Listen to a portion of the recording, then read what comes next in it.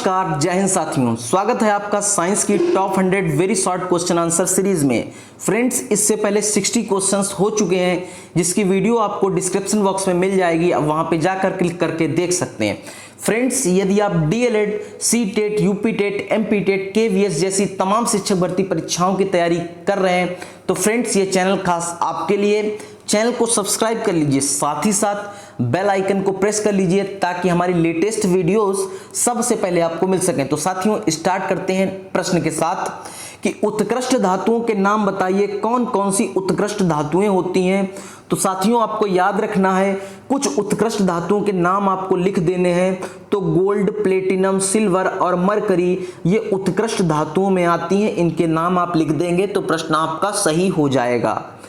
अब साथियों, बात आती है सबसे आघात वर्ध धातु कौन कौन सी होती हैं। सबसे ज्यादा आघात वर्ध पूछा गया है तो सोना सबसे ज्यादा आघात वर्ध धातु है। यदि आपसे दूसरे नंबर की धातु पूछी जाए तो चांदी है। सबसे ज्यादा आघात वर्धक धातु है तो सोना है, उसके बाद चांदी है। कौन कौन धातु विद्युत धारा के सर्वाधिक चालक हैं? कौन सी धातु विद्युत धारा के सर्वाधिक चालक हैं? तो सबसे अधिक चालक है चांदी, उसके बाद तांबा। सबसे अधिक चांदी, उसके बाद तांबा। सर्वाधिक पूछा जाए तो चांदी लगाइए, उसके बाद तांबा। मतदान के समय अमिट स्याही जो हाथ की अंगुलियों पर लगाई जाती है उसका नाम बताइए, उसका नाम क्या है? तो साथियों, उसका नाम है सिल्वर नाइट्रेट। आप सभी लोग मतदाता हो चुके हैं। जब जो स्याही लगाई जाती है उसका ही नाम है सिल्वर नाइट्रेट, स्याही लगाई जाती है। अब साथियों, बात करते हैं धातु किसे कहते हैं। ऐसे तत्व जो इलेक्ट्रॉन को त्याग कर धनायन प्रदान करते हैं। ऐसे तत्व जो इलेक्ट्रॉन को त्याग करके धनायन प्रदान करते हैं वह धातु कहलाते हैं। अब साथियों, बात करते हैं कि सबसे कम घनत्व, सबसे हल्का एवं सबसे प्रबल अपचायक तत्व कौन सा है? सबसे कम घनत्व हो जिसका, सबसे हल्का हो, सबसे प्रबल अपचायक तत्व हो तो वह होगा लिथियम। सब कंडीशन दी है, यदि तत्व हो उसका घनत्व कम हो, वह हल्का हो, वह प्रबल हो, वह हो जाएगा लिथियम। वहीं साथियों, यदि बात हो सबसे प्रबल अपचायक तत्व की तो आप लगाएंगे सिर्फ सबसे प्रबल अपचायक तत्व है फ्लोरीन, जो है वह सबसे प्रबल अपचायक तत्व में आता है। किस तत्व को मिट्टी के तेल में रखते हैं? तो प्यारे साथियों, हम तत्व सोडियम को मिट्टी के तेल में रखते हैं। अब नेक्स्ट प्रश्न की तरफ चलते हैं। नेक्स्ट प्रश्न है आपकी स्क्रीन पर कि किस तत्व की विद्युत ऋणात्मकता सबसे अधिक होती है? कौन सा ऐसा तत्व है जिसकी विद्युत ऋणात्मकता सबसे अधिक होती है? तो फ्लोरीन एक ऐसा तत्व है जो सबसे अधिक प्रबल अपचायक तत्व भी है, उसकी विद्युत ऋणात्मकता भी सबसे अधिक होती है। फ्लोरीन तत्व की विद्युत ऋणात्मकता सबसे अधिक होती है। अब साथियों, बात करते हैं कि मेंडलीफ का आवर्त नियम क्या है। मेंडलीफ ने अपना आवर्त नियम क्या दिया है? तो मेंडलीफ का आवर्त नियम है, याद रखिए, ध्यान रखिए कि तत्वों का भौतिक एवं रासायनिक गुण उसके परमाणु भारों के आवर्त फलन होता है। कोई तत्व है, तत्वों जो हों उनका भौतिक एवं रासायनिक गुण उसके परमाणु भारों के आवर्त फलन होता है। ऐसा मेंडलीफ जी का आवर्त नियम है। अब साथियों, बात करते हैं अयस्क किसे कहते हैं। तो अयस्क कहते हैं वे खनिज पदार्थ जिनसे धातुओं को सरलता से, वे खनिज पदार्थ जिनको धातुओं से सरलता से निष्कासित किया जाता है। जैसे जो खनिज पदार्थ होते हैं, खनिज पदार्थ हमको कहाँ से मिलते हैं? हमको भूपर्पटी से मिलते हैं, प्राकृतिक रूप से मिलते हैं। जब प्राकृतिक रूप से हमको खनिज पदार्थ मिलते हैं, उनको जिनसे धातुओं को सरलता से निष्कासित किया जाता है वह अयस्क कहलाते हैं। अब बात आती है कि साथियों, धातु कर्म क्या होता है। तो धातु कर्म है अयस्कों से, धातु कर्म क्या है? अयस्कों से धातुओं को निष्कर्षण तथा परिष्क्रमण से शामिल प्रक्रमों को जो प्रोसेस है वह धातु कर्म कहलाती है। अयस्कों से धातुओं को निकालने की, पहले खनिज से अयस्क निकाला, फिर अयस्क से धातु बनाई, तो इस प्रोसेस को हम धातु कर्म प्रोसेस कहते हैं। तो प्यारे साथियों, यूरेनियम धातु का निष्कर्षण मुख्यतः किस अयस्क के से किया जाता है? तो यूरेनियम धातु का निष्कर्षण किया जाता है पिच ब्लेंड अयस्क से किया जाता है। अयस्क का नाम याद रखिए, अयस्क का नाम है पिच ब्लेंड।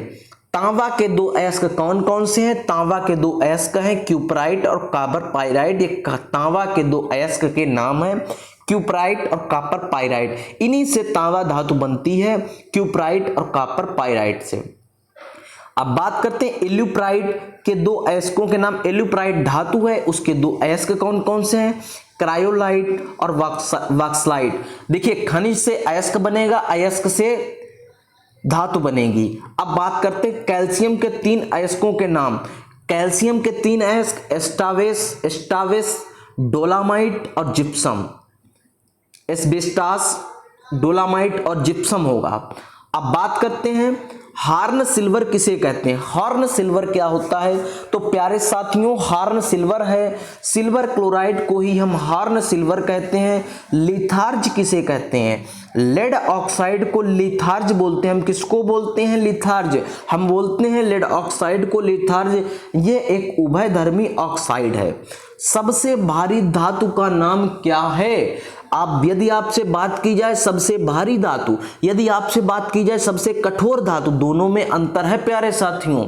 सबसे भारी धातु है ओस्मियस और सबसे कठोर धातु है प्लेटिनम। ध्यान दीजिए, सबसे भारी धातु ओस्मियम और सबसे कठोर धातु प्लेटिनम है।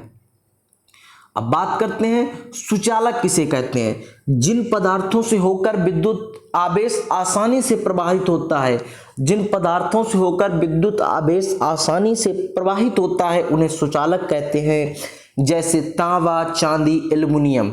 सबसे ज्यादा सुचालकता किसकी है? तो सबसे ज्यादा सुचालकता चांदी की है, उसके बाद तांबे की है, उसके बाद एल्युमिनियम की है। अब बात करते हैं सबसे अच्छा चालक कौन सा है। मैं बता चुका हूं आपको, सबसे अच्छा चालक चांदी है, दूसरे स्थान पर तांबा है। एक आदर्श अमीटर का प्रतिरोध कितना होता है? एक आदर्श अमीटर होता है, उसका प्रतिरोध 0 होता है। एक आदर्श अमीटर का प्रतिरोध कितना होगा? 0 होगा प्यारे साथियों। अब बात करते हैं कि प्राकृतिक चुंबक रासायनिक रूप से क्या है? एक प्राकृतिक चुंबक रासायनिक रूप से क्या है? यह है लोहे का ऑक्साइड। ये क्या है? ये लोहे का ऑक्साइड है।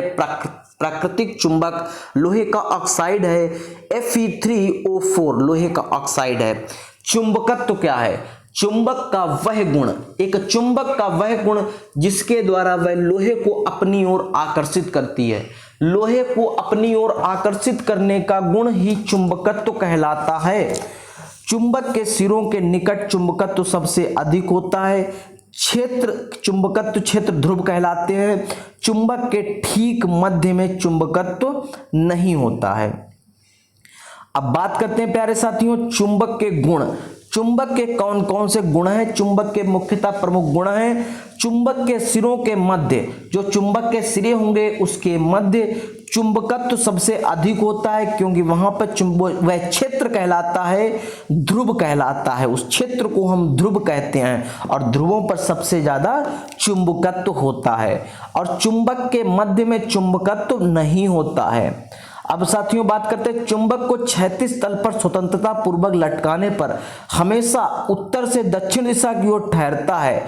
उत्तर की ओर ठहरने वाले ध्रुव को उत्तरी ध्रुव तथा दक्षिण की ओर ठहरने वाले ध्रुव को दक्षिणी ध्रुव कहते हैं। और साथियों एक बात याद रखिए कि चुंबक के दो ध्रुवों को मिलाने वाली रेखा को ही चुंबकीय क्षेत्र कहते हैं। आपसे पूछा जाए चुंबकीय क्षेत्र क्या है, तो आप कहेंगे चुंबक के चारों ओर का वह क्षेत्र जिसमें चुंबक के प्रभाव का अनुभव हो। चुंबक के चारों ओर का वह क्षेत्र जिसमें हमको एक ऐसा एरिया हो जिसमें हमको चुंबक के क्षेत्र का प्रभाव का अनुभव हो रहा हो, उसको हम कहेंगे चुंबकीय क्षेत्र। ओम एम्पियर तथा वोल्ट में क्या संबंध है? तो वोल्ट ओम एम्पियर में संबंध है। Volt is equal to ampere into Om.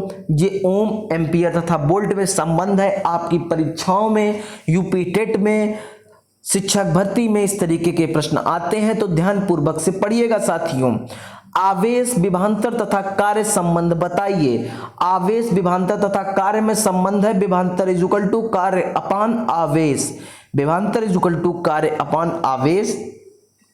Mendeleev की आवर्त सारणी तथा आधुनिक आवर्त सारणी में कितने वर्ग तथा आवर्त हैं? तो मेंडलीफ की आवर्त सारणी में 9 वर्ग 7 आवर्त हैं। सेम टू सेम आवर्त 7 हैं, आधुनिक में 9 वर्ग हैं। एक ही बात है दोनों चीजों में। अब बात करते हैं मेंडलीफ के आवर्त के 3 दोष बताइए। कौन कौन से दोष है मेंडलीफ के आवर्त की सारणी के? तो इन्होंने हाइड्रोजन को क्षार धातु एवं हैलोजन जैसे दोहरे व्यवहार के कारण दोनों वर्गों में रखा गया इनकी आवर्त सारणी में। साथ ही साथ साथियों समस्थानिक के लिए कोई भी स्थान नहीं है। समान गुण वाले तत्वों को अलग अलग रखा गया। जो समान गुण रखने वाले तत्व थे उनको अलग रखा गया, एक साथ नहीं रखा गया। जैसे कॉपर, इन सब धातुओं को रखा गया।